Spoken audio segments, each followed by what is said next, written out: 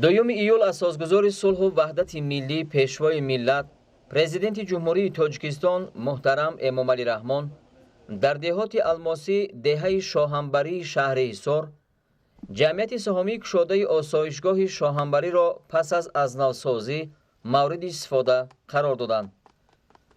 به سرور دولت محترم امامعلی رحمان اطلاع دادند که تا آغاز کارهای ساختمانی و از نوسازی در آسایشگاه همگی 60 نفر فعالیت میکرد. اکنون بعد از نوسازی و به استفاده دادن بینای جمعیت سهامی کشاده آسایشگاه شاهنبری امکانیت فراهم آمد که در اینجا زیاده از 300 نفر با جای کار دائمی و معاش خوب تامین گردد.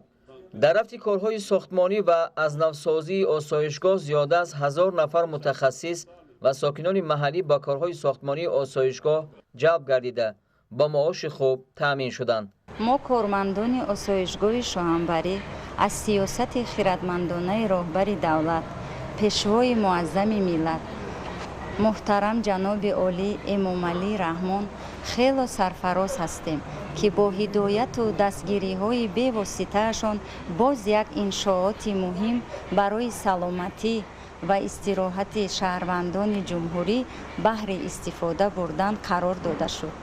آسایشگاه می تواند برای مردم وطن عزیزمان و مهمانان خارجی خدمت نماید. آسایشگاه شاهنبری از ماه دکمبر سال 2016 آغاز گردیده. پدرچی اساسی جمعیت دارای مسئولیت محدود آب حیات و پدرچیان یاریرسان جمعیت دارای مسئولیت محدود بازار حاجی شریف و دریا 2015 می باشد. بینای معالجوی در مساحت عمومی 4336 متر مربع بنیاد گردیده از 4 آشیانه عبارت است. در بینای مذکور در یک وقت تا 1000 نفر به معالجه و فراغت فرا گرفته می شود. با شرافتی وحدت ملی با دستگیری به واسطه اساسگزار صلح و وحدت ملی پیشوای ملت محترم امامعلی رحمان امروز آسایشگاه شاهنبری دوباره بعد از نوسازی و ساختن بناهای نو در خود را به استراحت کنندگان باز کرد. بعد از نوسازی آسایشگاه برای مردم شریف تاجیکستان یک شرایطی مساعد برای برقرار ساختن سلامتیشون مهیا کرده شد. طبیبان 10 نفر به جای کاری تامین گشتند. طبیبان آسایشگاه شاهنبری دارای سطح دانش بلند طبی، سطح بلند معاشرت و معرفت هستند. اکثریت طبیبان جوان هستند. وابسته به آنکه طبیبان جوان هستند تجربه خوبی تشخیصی و طبابتی دارند. عامل اساسی طبابت در آسایشگاه شاهنبری در اول اقلیم ناتکراری در الماسی شهر حصار می باشد.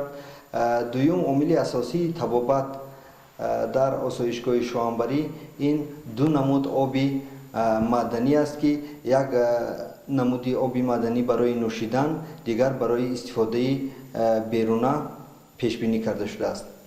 به میزاجان طبیبان صاحب تجربه و دارای تخصصی بلند کسبی خدمت می‌رسانند و برای طبابت و استراحت شهروندان بهترین تجهیزات و دستگاه‌های زمانوی دسترس شده برای سالمگردانی بدن نیز شرایط مساعد فراهم است. در آسایشگاه یک دستگاه نو دسترس شده است که این دستگاه با یاری این دستگاه نوشابه اکسیژنی تیار کرده می شود.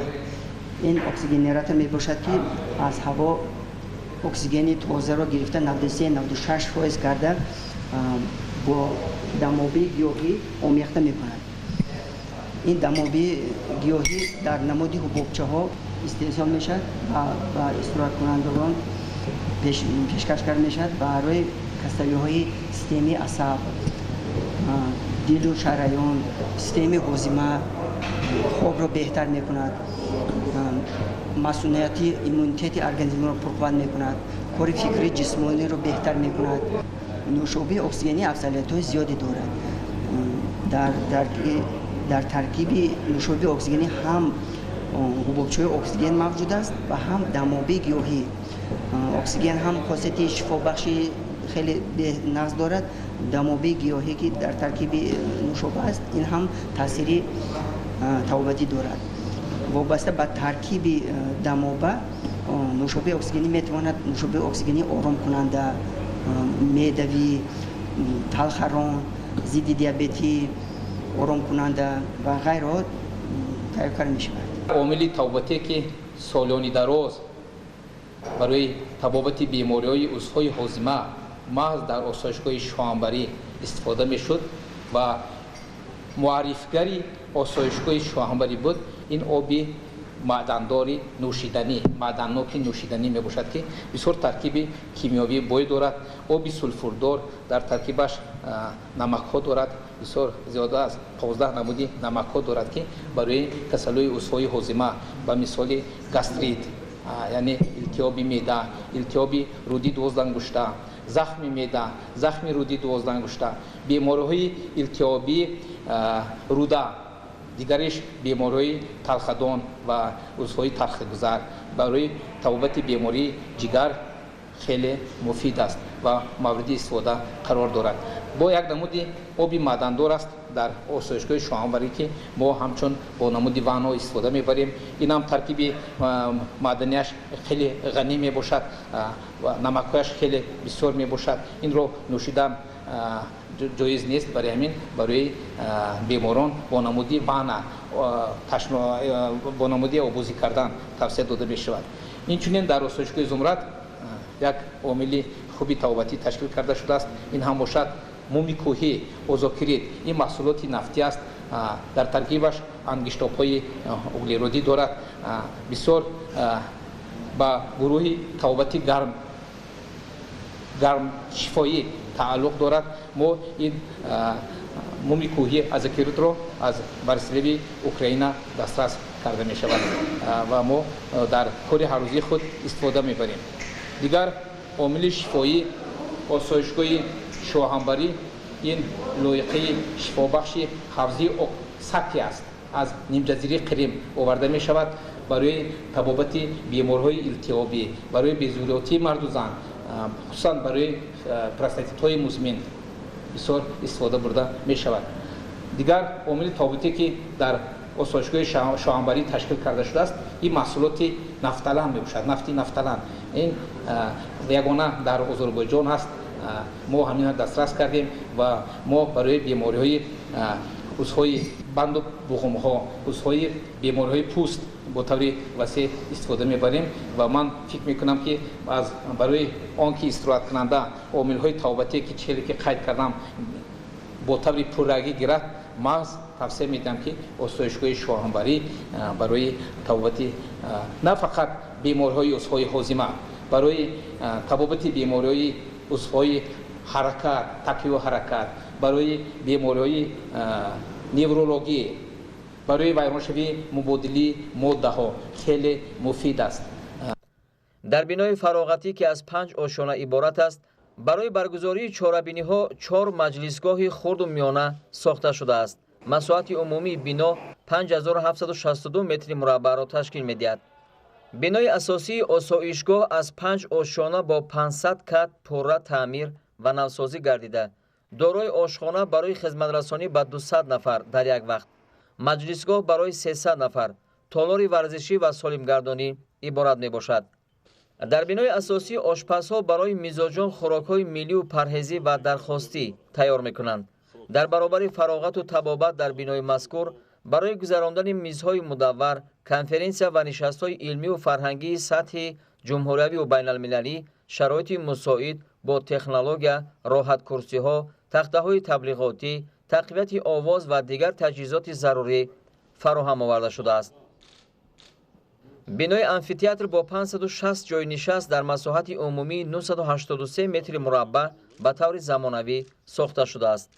در بینای امفی‌تئاتر امکان است که در برابر برگزاری چهاربینی‌های فرهنگی و فراغتی، شب‌های ایجادی، برنامه‌های کنسرتی و دیگر تدبیرهای فرهنگی و سیاسی گذرانده شده. امکانیت است در مانیتور کلان حجم فیلم‌ها نمایش داده شود.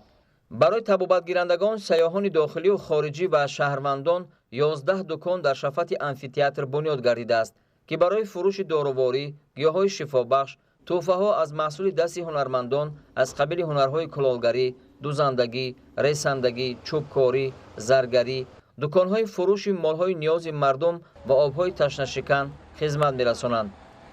қаҳвахона ошхонаи миллӣ бо 140 ҷой сохта шудааст ва масоҳати умумии бино 475 метри мураббаъро дар бар мегирад.